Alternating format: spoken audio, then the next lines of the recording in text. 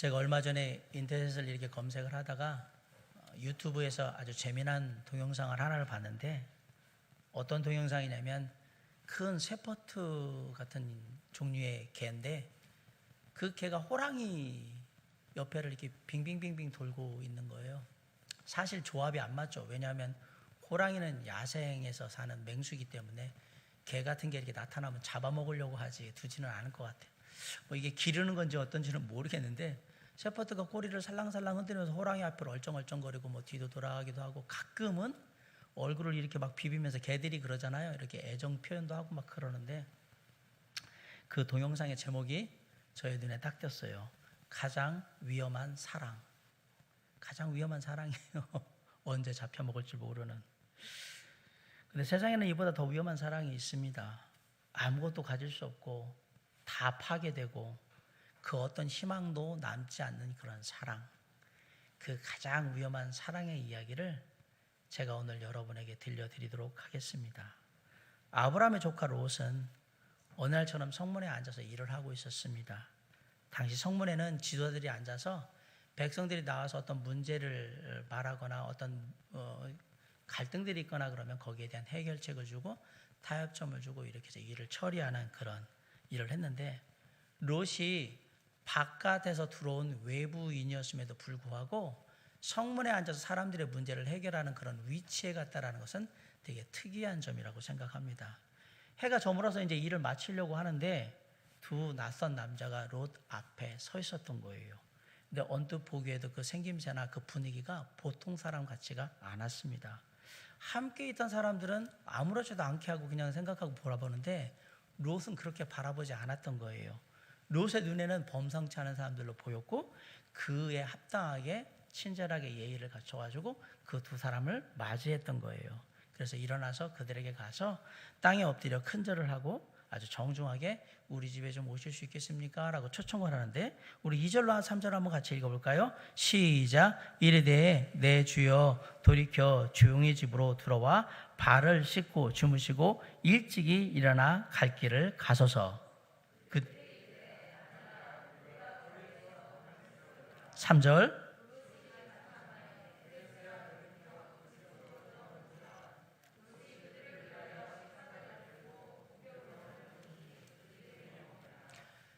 우리가 2절 말씀을 보면 롯이 처음에 저희 집에서 하루 묵으시지요 라고 제안을 했을 때, 아니 우리는 그냥 길에서 자겠다라고 해서 롯의 제안을 거절했는데, 롯이 간청하니까 마음을 바꾸고 함께 롯의 집으로 들어왔다라고 되어 있습니다.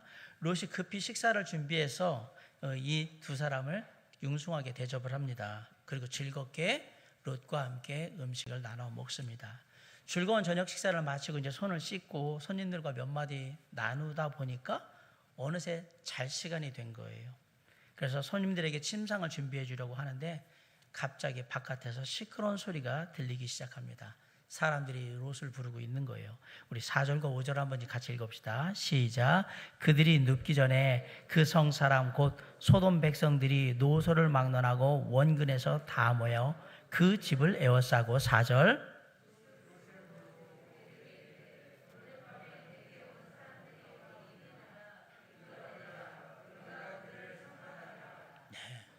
시끄러운 소리에 롯을 부르니까 문을 열고 밖에 나갔는데 놀랍게도 온 마을의 남자들이 다 모여 있는 거예요. 청년부터 노인까지 다 나와서 롯의 집을 에워싸고 있었습니다. 그러더니 다짜고짜 롯을 찾아온 두 손님을 찾으면서 자기들에게 이 두 손님을 넘기라고 지금 요구하고 있는 거예요. 왜? 그들과 우리가 육체적인 관계를 맺어야 되니까 우리한테 넘겨달라고 얘기를 한 거예요. 롯은 너무 놀랍고 당황스럽습니다. 소돔 사람들이 동성연애를 하는 것도 이미 알고 있었고요. 소돔이라는 땅이 성적으로 타락한 모습을 보이는 것도 이미 많이 본 터였는데, 이렇게 하는 것은 지금 처음 본 것 같아요. 우리 집에 온 손님한테 이렇게 무례하고 노골적으로 이렇게 할 수가 있을까라는 생각을 하게 되는 거죠. 하지만 그들이 요구하는 사람은 자기가 명예를 걸고 지켜야 될 자기 집에 온 손님들이에요.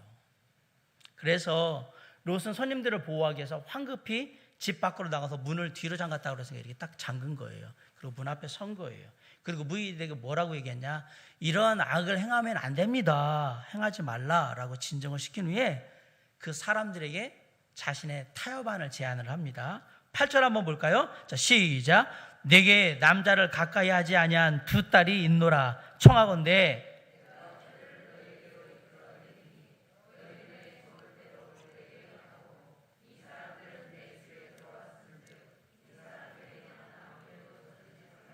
네.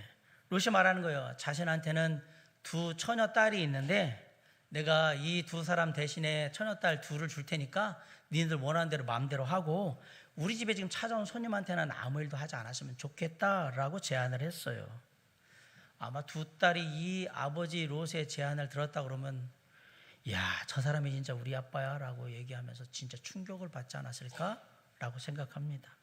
소돔 사람들에게 악을 행하지 말라고 타이르는 롯이 놀랍게도 또 다른 악을 행하라고 소돔 사람들에게 제안을 하고 있는 겁니다. 어찌 보면 롯이나 소돔 사람들이나 다 똑같은 사람들, 마찬가지라는 것을 우리가 알 수 있어요. 대부분의 세상적인 성도들은 롯과 같아요. 어떤 때는 의롭고요, 어떤 때는 불의합니다. 왔다 갔다 하는 그런 삶을 사는 겁니다. 안타깝게도 이런 롯의 제안은 소돔의 남자들에게 전혀 어필하지 못했습니다. 매력 없는 제안이었던 거예요. 오히려 이런 롯의 제안이 사람들을 화나게 만들었어요. 분위기가 점점 더 험악해지고 있어요. 9절에 보세요. 한번 읽어봅시다. 시작. 그들이 이르되 너는 물러나라. 또 이르되.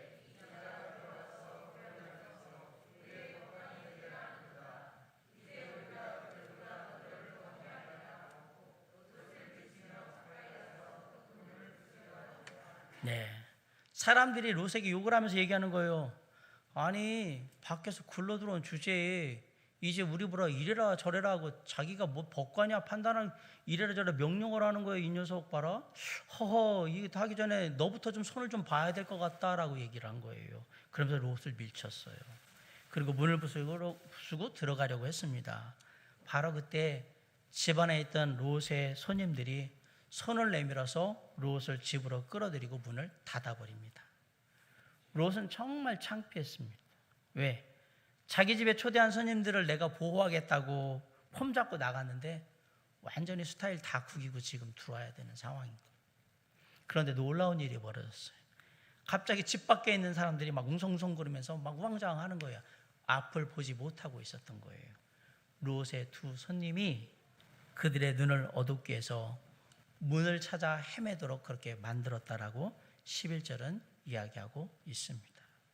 그제서야 롯은 자기를 찾아온 손님들이 진짜 보통 사람이 아니라는 것, 뭔가 다른 사람이라는, 다른 존재라는 것을 알게 됐던 거예요.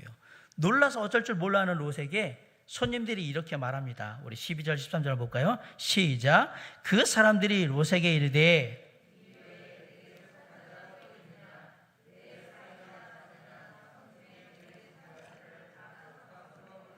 13절.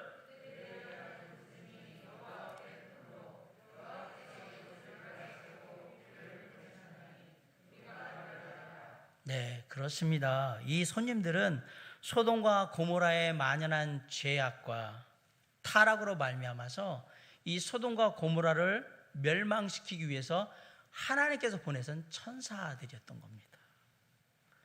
가족들을 다 성 밖으로 이끌어내라고 천사들이 말을 하는 걸 듣고 정신이 번쩍 들었어요, 롯은. 그래서 불이 나게 자신의 두 딸과 약혼한 두 사위에게로 갑니다. 우리 14절 보십시오. 자, 함께 있습니다. 시작. 롯이 나가서 그 딸들과 결혼할 사위들에게 말하여 이르기를 여호와께서 이 성을 멸하실 터이니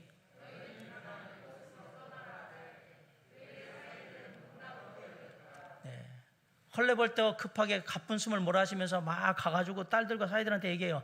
하나님께서 이 성을 멸하신다고 하시니까 빨리 떠나야 된다라고 말을 했는데, 그런데 사위들은 어이없는 표정으로 장인인 롯을 바라보면서 이렇게 얘기하는 거예요. 장인어른, 농담도 잘하시네요.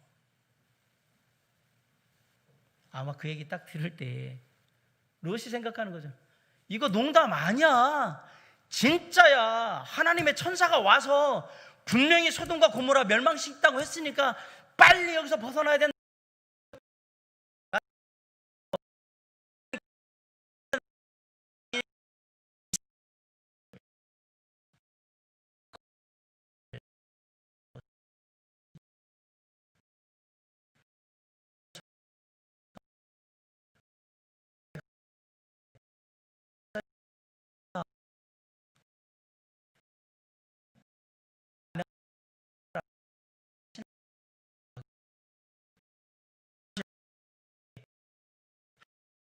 믿는 사람다운 정직하고 경건한 모습을 보여준 적이 없거든요.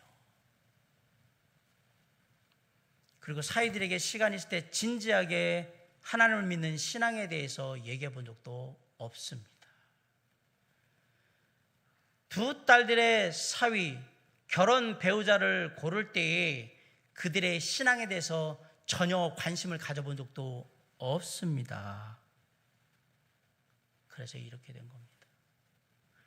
우리 주변에 있는 세상적인 성도들은 롯처럼 세상에 선한 영적 영향력을 전혀 미치지 못하는 경우가 많습니다. 이웃이나 친구나 직장의 동료는 고사하고 자기 사위에게조차도 인정받지 못하는 무늬만 신자, 날라리 신자, 나이롱 신자였던 거예요. 오랜만에 만난 친구에게 신앙에 대한 얘기를 했는데 친구가 물어봐요. 너 교회 다녔었냐? 이런 얘기 들어보신 적 있으십니까? 오랜만에 만난 친구에게 예수에 대해서 얘기하는데 친구가 피식 웃으면서 그래 알았으니까 헛소리 그만하고 우리 다른 얘기나 하자. 이런 얘기 들어보신 적 있으십니까? 아니면 좋아. 네가 예수 믿고 천국 가면 그 천국 바로 지옥이 될 거야. 이런 얘기 들어보신 적 있으십니까? 혹시 이런 얘기 들어보셨다면 기분이 어떠십니까? 그 얘기를 들었을 때 기분이. 롯은 사이들에게 그런 얘기 들은 거예요. 비통하고 참담한 마음으로 이제 집으로 돌아오는 거예요. 안 되니까. 집에 돌아와 보니까 집안 분위기가 어수선합니다. 왜? 그동안 정들었던 집과 익숙했던 소돔 땅은 이제 떠나야 되거든요. 이래저래 하다 보니까 어느새 동이 트고 있어요. 천사들이 다가와서 롯을 재촉합니다. 15절 한번 읽어봅시다. 시작. 동뜰 때에 천사가 롯을 재촉하여 이르되 일어나 여기 있는 네 아내와 두 딸을 이끌어내라. 이 성의 죄악 중에 함께 멸망할까 하노라. 롯은 지금 빨리 떠나야 한다는 사실을 분명히 알고 있었지만 발이 떨어지지 않았어요. 자기도 모르는 사이에 롯은 이제 소돔의 일부가 되어 있는 거예요. 그러니까 떨어지지를 못하는 거예요. 우리 주변의 세상적인 성도들처럼 롯도 결국 멸망당하고 말 이 세상에 너무 미련이 많았던 겁니다. 머리로는 멸망당할 것이다. 일시적인 거다라는 건 알고 있었지만 감정적으로는 소돔이 좋았고 그 소돔, 이 세상에 대한 애착이 강했던 겁니다. 소돔이란 이 세상에서 성공하고 싶었고요. 소돔이란 이 세상의 모든 편안함, 편리함 다 누리고 싶었고요. 소돔이란 이 세상이 주는 쾌락도 다 즐기고 싶었던 겁니다. 그리고 소돔이란 이 세상에서 제법 돈도 모았고요. 그리고 소돔이란 이 세상에서 제법 지위도 갖추게 됐어요. 그런데 이제 이 모든 거 다 버리고 떠나야 되는 거예요. 야, 최신형 QLED 벽걸이 TV는 이거 어떡하고 가지? 작년에 8천만 원 주고 산 수입 중형 승용차 아직 1만 킬로도 안 탔는데 이것도 놓고 가야 되네? 아, 이제는 여기서 계속 살 거라고 해서 수억 원 들여가지고 집까지 새 집을 샀는데 이건 어떡하고? 다 가야 되는 거죠. 이것저것 바라보면서 주저하고 있는 롯을 보다 못해서 천사가 롯의 손을 잡아 끌어냈습니다. 롯뿐만 아니라 롯의 아내와 두 딸도 다 천사들이 손을 잡아 끌어냈어요. 16절 한번 읽어봅시다. 시작. 그러나 롯이 지체함에 그 사람들이 롯의 손과 그 아내의 손과 두 딸의 손을 잡아 인도하여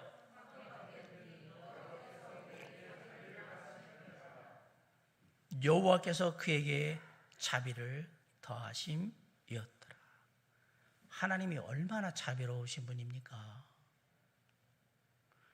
갈대아 우르를 떠나올 때 삼촌 아브라함을 따라온 것 이외에 한 번도 제대로 하나님 앞에 순종한 적이 없는 롯을 마지막 순간까지 하나님과 세상 사이에서 머뭇거리면서 주저했던 롯을 놀랍게도 하나님은 건져주셨어요. 왜 사람들은 이런 자비가 넘치는 하나님을 믿지 않는 걸까요?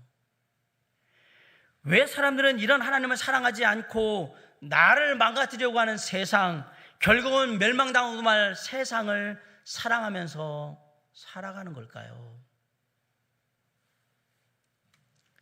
왜 롯은 그렇게 살았을까? 아니요, 질문을 바꿔보겠습니다. 왜 우리는 이렇게 사는 걸까요?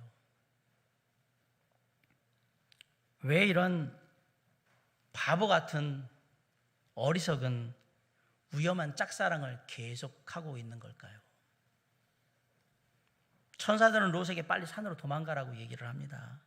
절대 뒤돌아보거나 들에 머물지 말고 산으로 도망가서 목숨을 구하라고 말합니다.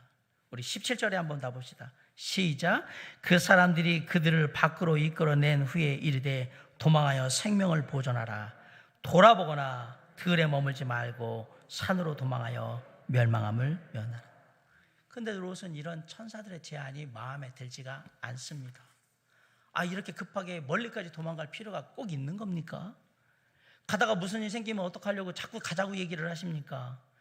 이런 생각이 들자 이 절박한 순간에도 천사들과 협상을 시도를 하는 거예요. 18절, 19절, 20절은 그 내용입니다. 다 같이 읽습니다.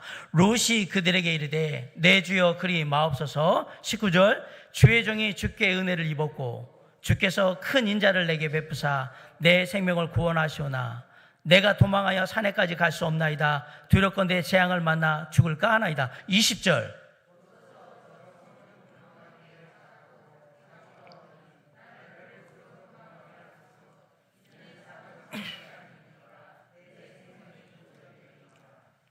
두 분께 저를 구해주신 것은 감사하게 생각을 하는데 산까지는 못 갈 것 같아요.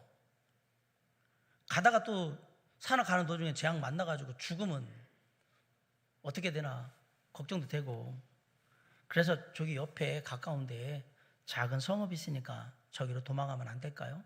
거리도 가까워서 많이 안 도망가도 되고 또 작으니까 안전할 것 같기도 하고 그러니까 저기로 좀 도망갈 수 있도록 해주시죠. 들으면 들을수록 뭐 이런 인간이 다 했나 이런 생각이 자꾸 들어요. 자 보세요. 이 절체절명의 순간에도 장황하게 자기 생각을, 자기 형편을 계속 늘어놓으면서 저는 이렇게 하길 원하는데요. 그래도 아침 먹고 가야 될 것 같은데요. 그래도 이건 가지고 가야 될 것 같은데요. 그래도 이것까지 마무리하고 가야 될 것 같은데요. 아니야, 지금 당장 심판, 그래도 그게 아니라요. 제가 이건 해고 가야 되니까 그때까지만 좀 어떻게 좀 해줄까. 계속 자기 입장을 얘기하고 있잖아요. 저는 이거는 하고 가야 되는 거예요. 저거는, 이게 전 침대 없으면 잠 못 자는데요. 저는 이거 아니면 안 되는데요. 이렇게 자기가 원하는 대로 요청하는 롯의 모습을 진짜 그냥 보고 있기가 힘들 정도예요. 사실 롯은 자기를 살리기 위해서 지금 하나님의 뜻을 따라 애쓰는 천사들의 수고는 별로 감사한 게 아니에요. 자기가 원하는 걸 지금 해야 되는 상황인데 이 사람들이 하는 대로 하면 그걸 못하니까 그게 더 마음에 타는 거지 감사한 마음은 없습니다. 맞습니다. 롯은 자기를 이 놀라운 역사 가운데서 구원해 주시는 하나님의 은혜가 얼마나 큰지 지금 모르고 있는 겁니다. 세상적인 성도들처럼 하나님의 은혜가 그냥 그저 나한테 주어지는 게 당연한 거고 그 은혜에 감사할 이유조차 없었던 거예요. 소돔을 위해서 중보기도했던 아브라함과 다르게 롯의 관심사는 온통 자기 거예요. 자기에게만 지금 상해. 19절에 보면 롯이 천사들에게 경건한 표현을 써가면서 나름 인사를 하고 있는데 실제로 롯은 하나님의 은혜에 대해서도 모르고 감사할 마음도 없어요. 19절 보세요. 주의 종이 주께 은혜를 입었고 주께서 큰 인자를 내게 베푸사 내 생명을 구원하였사오나 라고 얘기하잖아요. 앞에 얘기가는 언뜻 보면 그래도 예의를 차리네라고 생각이 드는데 사실은 그냥 입에 발린 말을 한 거고 아무런 감사한 마음도 없고 은혜에 대한 고백도 없습니다. 놀랍게도 그럼에도 불구하고 천사들이 롯의 요청을 받아줬다라는 사실입니다. 하나님의 그 자비하심은 우리의 상상을 넘어갑니다. 그리고 얘기하는 거예요. 너 거기까지 그러면 그 작은 성까지 갈 때까지 우리가 아무것도 안 할 거다. 21절로 22절 보세요. 그가 그에게 이르되 내가 이 일에도 네 소원을 들었은즉 네가 말하는 그 성읍을 멸하지 아니하리니. 22절 그리로 속히 도망하라.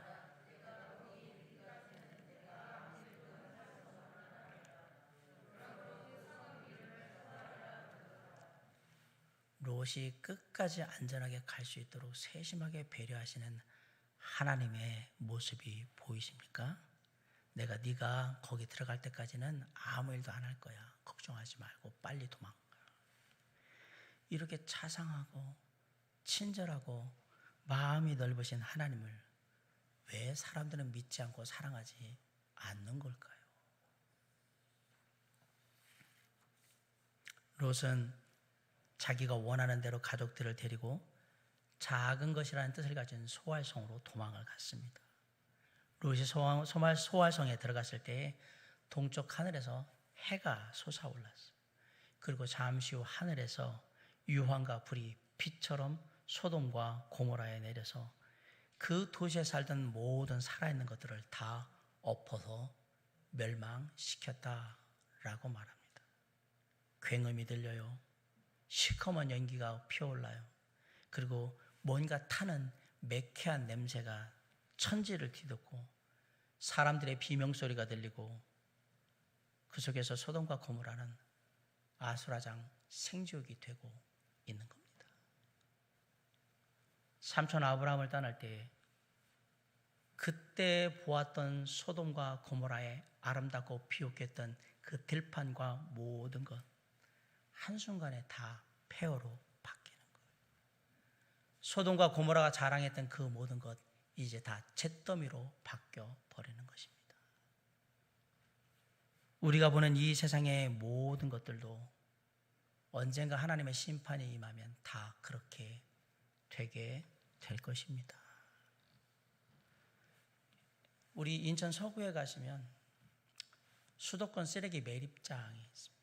엄청 큽니다. 저도 그 안에 봤어서 압니다. 거기에 엄청난 쓰레기들이 서울, 경기, 인천 지역의 모든 쓰레기들이 다 모이는 곳입니다.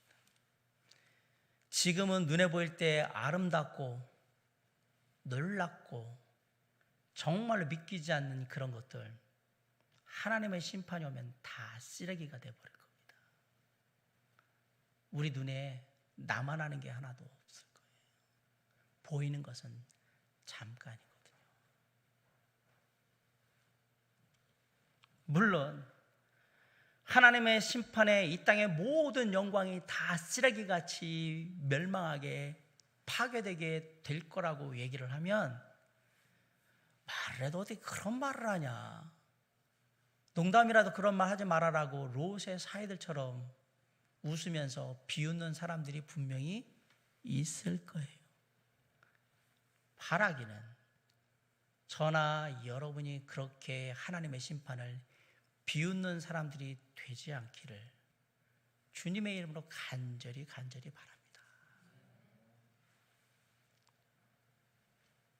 그런데 목숨을 걸고 도망하는 와중에도 롯의 아내는 여전히 소돔에 대한 미련을 떨쳐버리지를 못했습니다. 내가 즐겨가던 백화점의 명품관하고 고급 미용실은 이제 못 가겠네. 몸매 관리한다고 목돈 주고 큰 돈에서 1년치 필라테스 이용권 다 끊었는데 이거 한 번도 못 썼는데 어떡하나.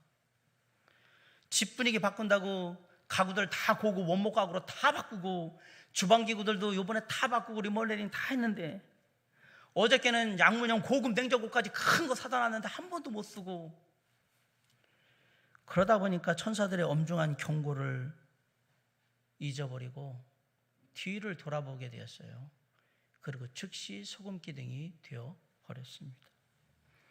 누가복음 17장 32절에 보면 예수님께서 제자들에게 세상의 종말에 대해서 교훈하시면서 아주 짧지만 엄중하게 딱 한마디를 합니다. 롯의 철을 기억하라 라고 말씀하십니다.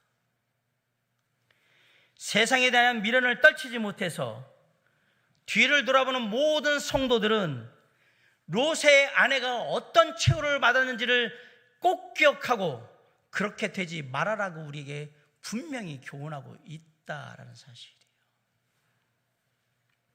그날 아침에 소돔과 고모라가 하나님의 심판을 받는 그 아침에 아브라함은 일찍이 일어나서 하나님께서 소돔과 고모라를 멸하시겠다는 그 약속의 말씀을 기억하게 돼요.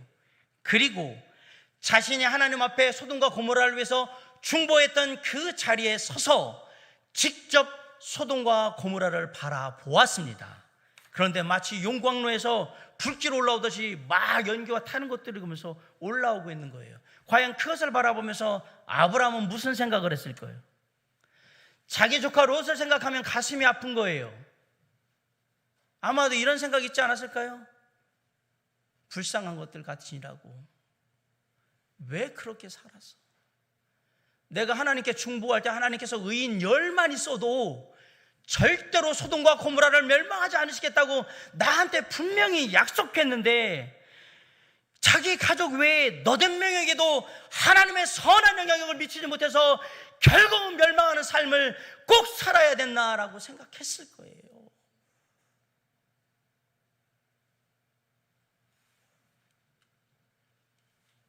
의인 10명을 채우지 못해가지고 뭐 없길래 자기 가족들도 하나도 못하고 지금 그 생각하는 거예요. 하지만 하나님께서는 아브라함이 중보하신 것을 무의미하게 만들지 않으셨어요. 하나님은 소돔을 멸하실 때 아브라함을 생각하시고요, 롯을 구출해 주셨어요. 사랑하는 성도 여러분, 이 땅에 하나님의 심판이 임하게 될 그때에 우리 하나님 아버지께서는 저와 여러분을 위해서 십자가에 돌아가신 예수 그리스도를 생각하시고 그 십자가의 보혈을 믿고 구원받은 당신의 자녀들을 생각하셔서 우리를 다 구해 주실 겁니다. 믿으시기 바랍니다. 우리의 구원은 세상에 심판이 오고 종말이 온다 할지라도 우리의 구원은 오직 우리 주 예수 그리스도와 그분의 십자가의 보혈로 이루어진다는 사실을 잊지 마시기 바랍니다. 삼촌 아브라함의 중보와 하나님의 은혜로 구조된 롯은 자기가 원하던 소활성에 갔지만 무수인 이유인지는 모르게 다시 소활성에서 나와가지고 딸들과 함께 산에 올라가서 굴에서 살게 됩니다.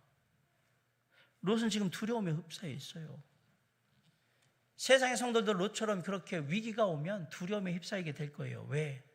하나님의 자녀를 지키시는 하나님을 믿지 못하기 때문에 그런 거예요. 근데 롯이 정말로 두려워야 될 것은 이제 더 이상 소돔과 고모라에서 살지 못한다라는 사실이 두려운 게 아니라요, 자기의 마음 가운데 아직도 소돔의 정신이 그대로 남아있다라는 사실을 사실은 두려워해야 합니다. 왜요? 이런 롯의 소돔 정신을 그대로 이어받은 딸들은 후손을 남기겠다라고 아버지에게 술을 마시게 하고 아버지가 취해 있는 사이에 아버지와 차례로 동침을 하는 부끄러운 일을 벌이게 됩니다. 소돔의 라이프 스타일, 생활 습관이, 가치관이 삶에 너무 깊숙이 뿌리 박혀 있어가지고 이런 부끄러운 일을 하는데도 전혀 부끄러움이나 불편함을 느끼지 않습니다. 전혀 양심의 가책도 느끼지 않습니다. 이런 일을 벌인 딸들도 그렇지만 2번씩이나 딸들과 술을 마시고 같은 계략에 넘어간 롯도 똑같은 사람입니다. 이들은 세상적인 성도들처럼 하나님의 뜻이 아니라 세상적인 가치관과 세상적인 삶의 방식, 그리고 세상이 가지고 있는 도덕적 윤리적 기준을 가지고 그렇게 살아가는 사람들인 거예요. 오늘날 이런 수많은 롯의 후예들이 교회를 드나들고 있어요. 이력서에 종교는 기독교라고 쓰지만 주량은 맥주 3병이라고 쓰고, 가장 좋아하는 가수는 마돈나라고 쓰고, 가장 감명 깊게 본 드라마는 뭐냐? 도깨비. 이렇게 써요. 이 사람들은 거의 성경을 읽지 않고 무엇이 필요하거나 무엇이 아쉽기 전에는 절대로 하나님께 기도하지 않습니다. 하루에 단 한 번도 하나님이나 예수 그리스도에 대해서 생각하지 않으며 삽니다. 동성애나 낙태에 대해서 갖고 있는 생각은 세상에 믿지 않는 사람들의 생각과 별반 다를 게 없는 생각을 가지고 있는 사람들입니다. 성경이 말하는 자기를 사랑하며 돈을 사랑하며 자랑하며 교만하며 거역하며 감사하지 아니하며 절제하지 못하며 선한 것을 좋아하지 아니하며 쾌락을 사랑하기를 하나님 사랑한 것보다 더한 말세에 나타나는 사람들의 모습이 바로 세상적인 성도들의 모습이라는 사실입니다. 롯의 딸들은 이 부끄러운 결합을 통해서 모압이라는 아들과 베남이라는 아들을 낳아요. 나중에 이들은 모압과 암몬 족속이 되어서 하나님을 섬기는 이스라엘 백성들을 계속해서 괴롭히는 역할을 하게 됩니다. 소돔에 대한 미련이 낳은 결과. 흥미로운 것은 이 이후에 롯에 대한 어떠한 이야기도 성경에 등장하고 있지 않다라는 사실. 롯은 자신을 향해서 아버지라고 불러야 되는지 할아버지라고 불러야 되는지 애매모호한 아이들을 데리고 노년을 살아가게 되는 거예요. 롯의 기분이 어떨까요? 비록 성경은 롯의 이야기를 더 이상 기록하고 있지 않지만 우리는 롯이 얼마나 씁쓸하고 비참한 노년을 보냈을까 보지 않아도 미루어 짐작할 수가 있습니다. 따지고 보면 아브라함과 롯은 처음에는 별반 다를 게 없었어요. 아브라함도 아내 팔아먹고 하는 짓들 별반 다를 게 없었어요. 그런데 놀랍게도 노년을 보면 아브라함과 롯은 엄청난 차이를. 과연 이 차이는 어디서 온 걸까? 타락하고 부패한 세상을 사랑하는 사랑보다 더 위험한 사랑은 없습니다. 왜냐하면 이 세상은 언젠가 하나님의 심판으로 없어질 세상이기 때문에 그렇습니다. 타락하고 부패한 세상에 대한 사랑보다 더 바보 같은 사랑은 없습니다. 왜냐하면 이 사랑은 최악의 짝사랑이기 때문에 그래요. 세상은 절대 우리를 사랑하지 않습니다. 세상은 우리를 돌보거나 책임지지 않습니다. 오히려 세상에 대한 우리의 사랑은 우리의 삶을 더 죄악으로 오염시키고 우리의 미래를 더 망가뜨리게 될 것입니다. 요한일서 2장 15절로 17절에서 이렇게 우리에게 권면하고 있어요. 이 세상이나 세상에 있는 것들을 사랑하지 말라. 누구든지 세상을 사랑하면 아버지의 사랑이 그 안에 있지 아니하니. 이는 세상에 있는 모든 것이 육신의 정욕과 안목의 정욕과 이생의 자랑이니 다 아버지께로부터 온 것이 아니오 세상으로부터 온 것이라. 이 세상도 그 정욕도 지나가되 오직 하나님의 뜻을 행하는 자는 영원히 거하느니라. 우리가 어떤 상황에 따라서 행동의 기준이 변하고 쉽게 그 상황에 타협한다면 우리의 삶이 영적으로 세상에 선한 영향력을 거의 주고 있지 못하다면 아직도 세상이나 세상에 있는 것들에 강한 애착을 가지고 미련을 가지고 있다면 우리가 살아가는 삶에 대한 가치관과 생활의 습관들이 세상의 사람들과 별반 차이가 없다면 아마도 우리는 세상을 사랑하는 성도일 가능성이 높습니다. 우리가 사랑하고 우리의 모든 것을 쏟아붓는 이 세상은 결국에는 하나님의 심판을 받을 세상이라는 것을 기억해야 합니다.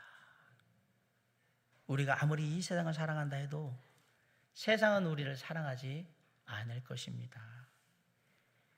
이런 세상을 향한 사랑만큼 바보스럽고 위험한 사랑은 없습니다. 오히려 우리가 사랑해야 된다면 자기 아들을 아끼지 않으시고 우리를 위하여 그 목숨까지 내어주신 하나님을 더 사랑할 때 우리에게 소망이 있는 것입니다. 세상은 우리를 위해서 아무것도 한 게 없습니다.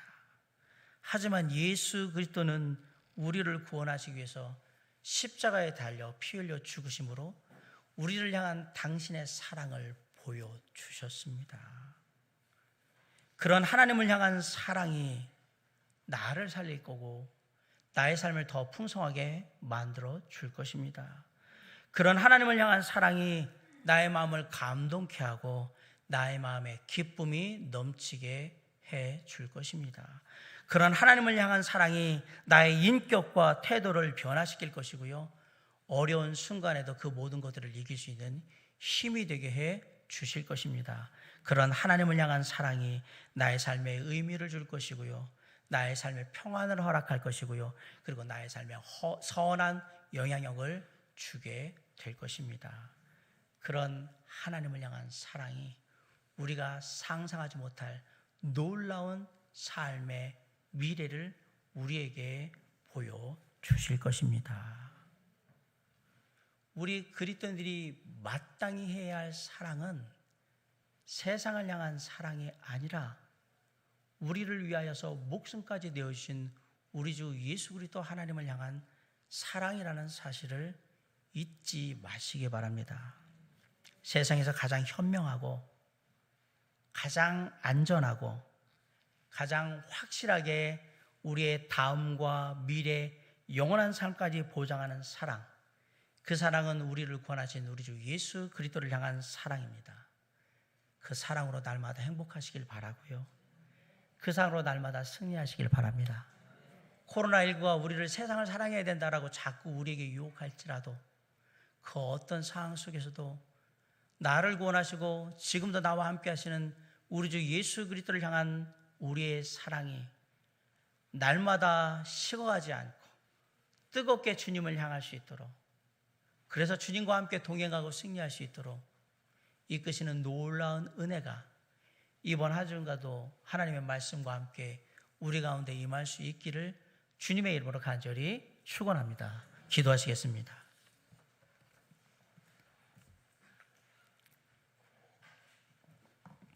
사랑과 은혜가 풍성하신 아버지 하나님,